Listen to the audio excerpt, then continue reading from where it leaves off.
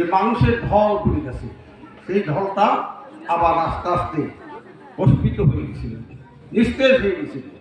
আল্লাহ অশেষ মেহরবানি, যোগ্য নেতার নেতৃত্বে বাংলাদেশের জাকের পার্টি আবার সংগঠিত হচ্ছে সুফলা সুন্দর দেশ গড়ার জন্যে। আমার মেজে ভাইজানের ডাকে সাড়া দিয়ে, জাকের পার্টির ডাকে সাড়া দিয়ে জনসাধারণ উল্কার মতো ছুটে আসছে।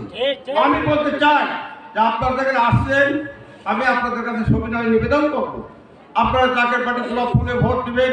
এইরকম মুখ আমার বহু চেনা আছে, এর মধ্যেই হয়তো তারা জাকের পার্টি করেন না। আমি আপনাদের কাছে অনুরোধ করব, ভোট যখন দিবেন দয়া করে দলেই আসেন, গোলাপ ফুলটা পুকি নিয়ে পড়েন।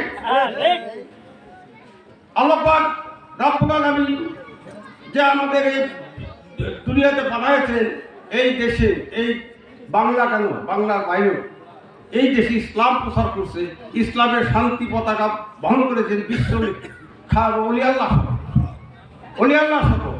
আল্লাহ সকল ছাড়া এই দেশের ইসলাম ছিল না। আমি বলতে পারবো না আমার দাদার আগে, আমার তার দাদা হিন্দু ছিলেন না, খ্রিস্টান ছিলেন না, বৌদ্ধ ছিলেন না, বলা কায়দা নাই, সেই পরিচয় আমরা দিতে পারবো না।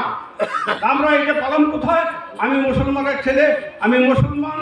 তারপরে আল্লাহ পাক আমাদেরকে দয়া করে বিশ্ব নবী সাল্লাল্লাহু আলাইহি সাল্লামে উম্মত করেছে, এবং শেষকালে আমরা একজন মহান সাধক আল্লাহ অলির সান্নিধ্য লাভ করতে পেরেছি। এর চেয়ে সৌভাগ্য আমাদের আছে বলে আমার মনে হয় না।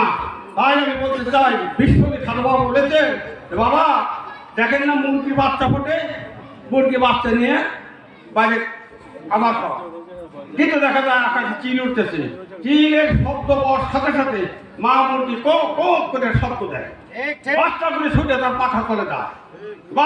বাচ্চাগুলো যে পাখার তলে যায়, যে পাখার তলে বাচ্চাগুলো যায় সেগুলো রক্ষা পায়।